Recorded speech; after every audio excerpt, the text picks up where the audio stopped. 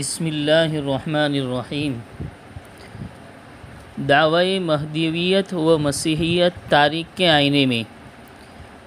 اس ترقی یافتہ دور میں جہاں مادیات میں غیر معمولی ترقی ہوئی ہے، وہیں دین و ایمان کے لٹیرے بھی قرآن و حدیث کے معنی و مفہوم میں تحریف کرتے ہوئے اہل سنت والجماعت کے درمیان متفقہ اور اجماعی عقائد میں نقص پیدا کرنے کی ناقابل بیان کوشش کرتے رہے ہیں۔ ختمی نبوت کا عقیدہ مسلمانوں کا مسلمہ اور اجماعی عقیدہ ہے، جس کے تحفظ کے لیے مسلمان اور ادنیٰ ایمان والا شخص بھی اپنی جان و مال سب کچھ قربان کر سکتا ہے،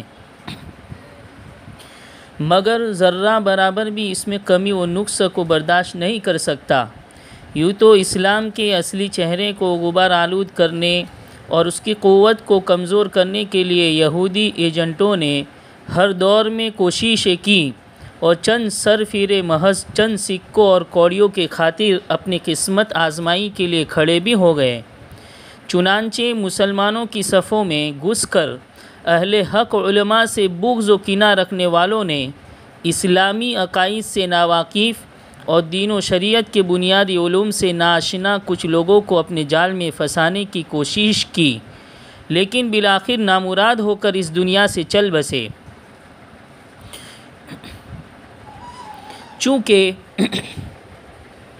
ختم نبوت کا عقیدہ مسلمانوں کا اجماعی عقیدہ ہے اور مہدویت و مسیحیت کے دعوے اس اجماعی عقیدے میں سیندھ لگانے کے لیے پہلا زینہ ہے، اس لیے اسلامی دشمنی طاقتیں خصوصاً یہودیوں نے جو 100 سال آگے کی پلاننگ لے کر چلتی ہیں، مختلف زمانے میں پہلے تو مہدویت کے دعوے دار کھڑے کیے اور رفتہ رفتہ اسے آخری نبی ہونے کے دعویٰ تک پہنچا دیا۔ اس تعلق سے ہندوستان میں سب سے پہلے سید محمد جونپوری نے اپنی مہدویت کا دعویٰ 40 سال کی عمر میں 1483 میں کیا اور سن عیسوی 1505 میں افغانستان میں مر گیا۔ آج بھی اس کے پیروکاروں کو مہدوی فرقہ سے جانا جاتا ہے۔ اس کے بعد سن عیسوی 1569 میں جھوٹے مہدویت کے دعوے دار سید جونپوری کا شاگرد ملا محمد اٹکی نے مہدی ہونے کا جھوٹا دعویٰ کیا اور سن عیسوی 1619 میں مر گیا۔ سن عیسوی 1840 میں علی محمد باب بھی اپنی قسمت آزمائی کے لیے کھڑا ہوا اور مہدویت کا دعویٰ کیا، جسے ایران میں ترکی حکومت کے حکم سے سن عیسوی 1850 میں پھانسی دی گئی۔ دعویٰ مہدویت و مسیحیت کا یہ سیلاب تب بھی نہیں تھما، یہاں تک کہ مرزا حسین علی نوری عرف بہاءاللہ نے سن عیسوی 1856 میں جھوٹی نبوت و مسیحیت کا دعویٰ کیا اور سن عیسوی 1892 میں جیل میں قید کی زندگی گزار کر موت کی چنگل سے بچ نہ سکا۔ مذکورہ بالا واقعات سے سبق لینے کے بجائے غیر منقسم ہندوستان میں سن عیسوی 1880 میں دعویٰ مہدویت و مسیحیت ہی نہیں بلکہ سینکڑوں دعوے لے کر قادیان پنجاب کا مرزا غلام احمد بھی کھڑا ہوا اور آخرکار باضابطہ شریعت والا نبی ہونے کا دعویٰ ہی نہیں کیا بلکہ کرشن اوتار ہونے کا بھی دعویٰ کر کے مرا۔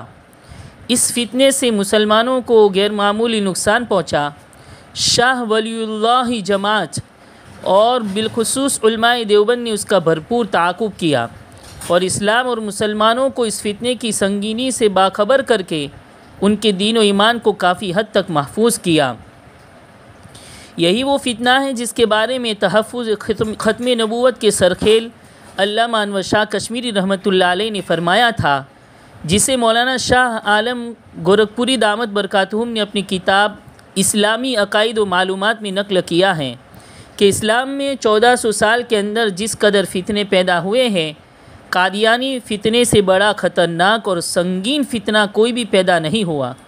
جو اس کے استحصال کے لیے اپنے آپ کو وقف کر دے تو رسول اکرم صلی اللہ علیہ وسلم اس کے دوسرے اعمال کی نسبت اس کے اس عمل سے زیادہ خوش ہوں گے۔ جو کوئی اس فتنے کی سرکوبی کے لیے اپنے آپ کو لگا دے گا، اس کی جنت کا میں ضامن ہوں۔ پھر کیا تھا کہ تمام مملکت اسلامیہ نے مرزا غلام احمد قادیانی اور اس کے پیروکاروں کو بالاتفاق کافر و مرتد قرار دیا، اور ذلت و رسوائی اس کا اس طرح مقدر بن گئی کہ پاکستانی پارلیمنٹ نے سن عیسوی 1974 میں مرزائیوں کو غیر مسلم اقلیت قرار دیا۔ سن عیسوی 1882 میں احمد بن عبداللہ سوڈانی نے مہدیت کا دعویٰ کیا، مسلمانوں نے اسے بھی نکار دیا، اور حال ہی میں سن عیسوی 1981 میں محمد ابن عبداللہ قحطانی نے بھی اپنی مہدی ہونے کا دعویٰ کیا تھا، جسے مملکت سعودی عربیہ نے پھانسی کے تخت پر چڑھا کر اس فتنے کو ہمیشہ کے لیے خاموش کر دیا۔ لیکن حیرت کی بات ہے کہ ان سارے واقعات کو نظر انداز کر کے ہندوستان میں صوبہ بہار دربھنگہ کا رہنے والا شکیل بن حنیف خان نامی ایک شخص پھر اپنی قسمت آزمائی کے لیے کھڑا ہو گیا ہے، اور اس کے پیروکار ہندوستان کے مختلف صوبوں میں مسلمانوں کی مساجد میں اعتکاف کا ڈھونگ اور ظاہری چولا پہن کر عقائد اور دین و شریعت سے ناواقف لوگوں کو بہلا کر پھسلا کر اسلام سے خارج کر رہے ہیں۔